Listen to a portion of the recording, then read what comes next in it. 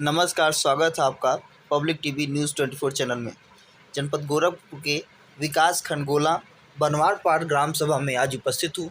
आपको बताते चलें, आज जिस क्षेत्र में आज उपस्थित हूँ वहाँ वार्षिक महोत्सव मनाया जा रहा है। बच्चों को गिफ्ट भी प्रोवाइड किया जा रहा है।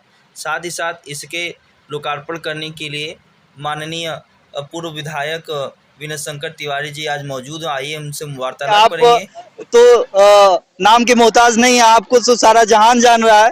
और इसमें शिक्षा के जगह पे जब देखा जाए तो शिक्षा हो या खेल हो, ज्यादातर आप आगे रहते हैं। यह शिक्षा कहाँ से मिली है आपको? प्रेरणा किससे मिली है?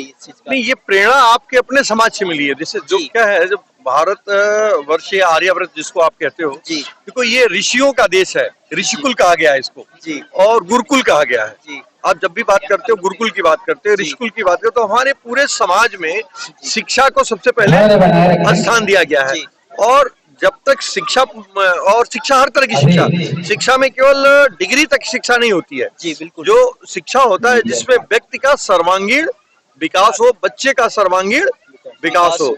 तो जैसे ये वार्षिकोत्सव कर रहे हैं ये आपके विद्यालय में, जहाँ पे ये बच्चों का जो भी विकास है और इनमें और क्या बेहतरी की जा सके उसके लिए प्रयासरत है विद्यालय। तो जब उसके लिए प्रयास, तो उसमें हमसे जो सहयोग हो सकता है हम उनको अपनी तरफ से कुछ बात कह सकते हैं। बिल्कुल। तो वो बात हम कहने का प्रयास करेंगे, बच्चों से बात करने का प्रयास करेंगे और जो अध्यापक हैं अध्यापिकाएं हैं उनसे बात करने का प्रयास करेंगे।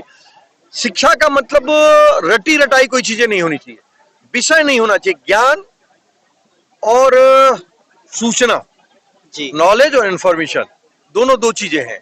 तो अभी हमारी जो वर्तमान समय है ये सूचना क्रांति का है। बच्चों को ज्ञानवान होना पड़ेगा। सूचना से थोड़ा मतलब रहे तो उनके पास सूचनाएं हो, लेकिन ज्ञान के आधार पे सूचना हो। जो सूचना ज्ञान के आधार पर नहीं होगी वो अधूरी हो जाएगी। सर डेंजरस नॉलेज बोल सकते हैं? नहीं, नॉलेज डेंजरस नहीं होता है, मतलब सूचना डेंजरस होती है। जो जब ज्ञान होगा वो परिपक्व, जब ज्ञान आ जाएगा तो परिपक्व। आज के जो विद्या का जो इसमें दौर है और जो आने वाले दौर में जो रोजगार को मांग रही है, व्यवसाय उत्पत्ति जो मिलना चाहिए, ज्ञान मिलना चाहिए, एनसीईआरटी पैटर्न का जो होना चाहिए, इस पे आप क्या कहना चाहेंगे? देखिए, एनसीईआरटी पैटर्न या किसी पैटर्न पे विद्या नहीं होती है। मैथिलीशरण गुप्त की लाइनें अगर आपको याद हो, आप लोगों ने सुना होगा कि हे शिक्षे तुम्हारा नाम जो तुम नौकरी के हित बनी। तो शिक्षा नौकरी के लिए नहीं है, ज्ञान के लिए है। तो कभी भी मतलब ये कहना कि एनसीईआरटी की पद्धति से हो या कोई वो तो पद्धति नाम आप दे दे, कोई एक नया नाम दे दे, सरकार कोई नया नाम दे सकती है। आवश्यकता इस बात की है कि बच्चों के पास ज्ञान या नॉलेज कैसे बेहतर हो, किस तरह से उसके प्रति उत्सुक हो किसी नई जानकारी के लिए।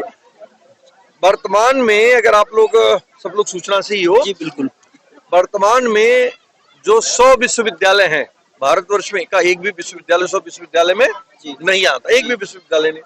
लेकिन कितने सौभाग्य की बात है अगर आप कहिए तो वर्तमान में गोरखपुर विश्वविद्यालय को अभी A++ नैक का ग्रेडिंग दी गई है। तो क्या ये उचित है क्या, जहाँ पे छात्रावास में पीएचडी रह रही हो, शराब की बोतल भांग की बात अलग कर दो, जहाँ छात्रावास में पीएचडी रह रही हो लड़कों की जगह, लड़कों को मिलने नहीं दिया जा रहा है, छतें टपक रही हैं और उस विश्वविद्यालय को A++ दिया जा रहा है। तो नैक के बारे में भी सोचना पड़ेगा और सरकार की सोच के बारे में भी सोचना पड़ेगा। और सर, जैसे मान लीजिए आज के तारीख में शिक्षा का तो पहले से ज्यादा ही प्रचार प्रसार हो गया, लोग शिक्षित भी हुए, लेकिन जो बेरोजगारी का दौर चल रहा है इसमें सरकार के माध्यम से आप क्या करना चाह रहे हैं? सरकार को क्या करना चाहिए, इसमें क्या बदलाव करना चाहिए कि जब लड़का अपने स्कूल से या कॉलेज से डिग्रियां लेके निकलता है तो क्या करे कि उसको बेरोजगारी का दंश न झेलना पड़े? देखिए, बेरोजगारी हमने पुनः कहा डिग्री से मत आप आंकिए।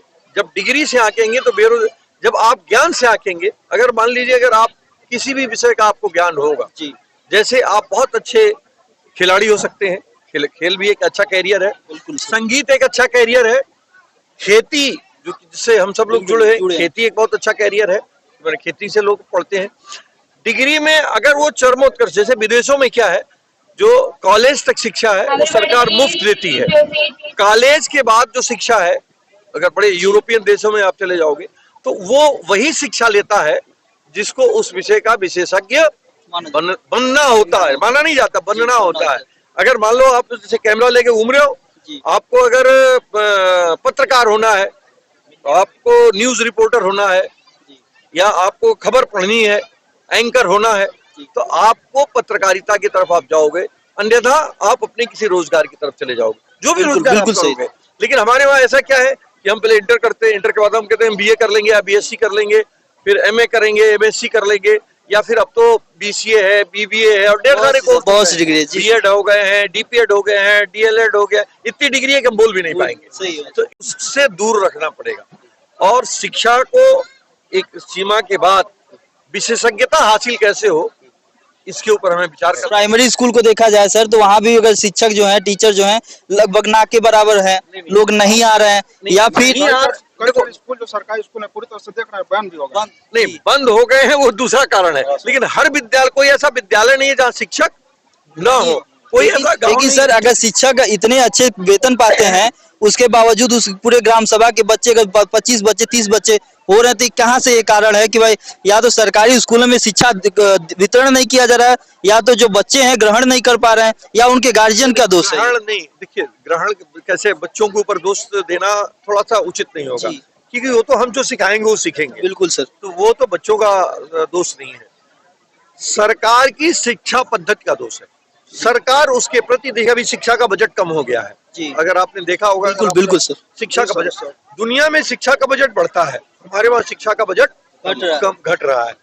बच्चों को जहाँ तक आपने सरकारी विद्यालयों में, जैसे अभी तक जो शिक्षा मित्र थे, अनुदेशक थे, इनके माध्यम से तमाम लोगों को पढ़ा देते थे। अभी सरकार ने अनुदेशकों को भत्ता कम कर दिया, शिक्षा मित्रों का भत्ता कम कर दिया, कहती है कि हम उनको शिक्षक मानते हैं।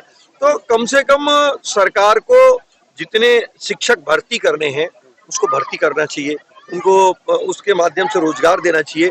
सरकार अब व्यापारी हो गई है, और जिस सरकार की सोच व्यापारी हो, आचार्य चाणक्य ने कहा है, जहाँ राजा व्यापारी होगा वहाँ प्रजा भिखारी होगी, तो वर्तमान राजा व्यापारी है। सर, जिले के जो दूर दराज के जो पिछड़े इलाके होते हैं, वहाँ पे इस तरह से विद्यालय चलाना, प्रबंधक की बहुत व्यवस्था को उनको बहुत झंझट होता है, कठिनाइयाँ होती हैं, हर तरह के समस्याएं आती हैं, उसके बारे में ये लोग झेलते रहते हैं और प्रेरणा बन के लोग काम करते रहे। इसके बारे में आप क्या कहना चाहेंगे?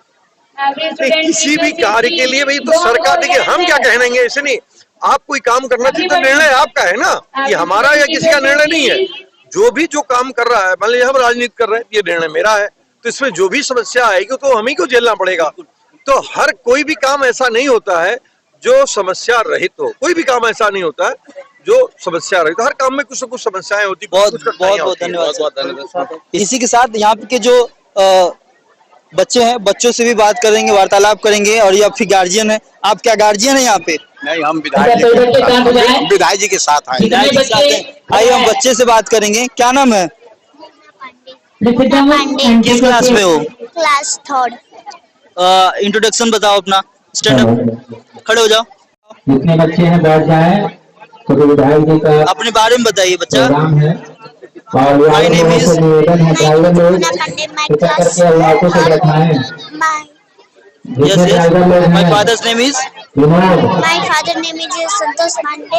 My mother name is बच्चों में शांति बनाए, टीचर लोग खड़े हो जाएं। My mother's name is teacher लोग बच्चों में शांति बनाए। देखिए बच्चा डर रहा है, लेकिन इस एज में भी अगर इस तरीके से अगर ये वितरण हो रही है शिक्षाएं, और जो बच्चे ग्रहण कर रहे हैं शिक्षाएं, उसके लिए बहुत बहुत धन्यवाद।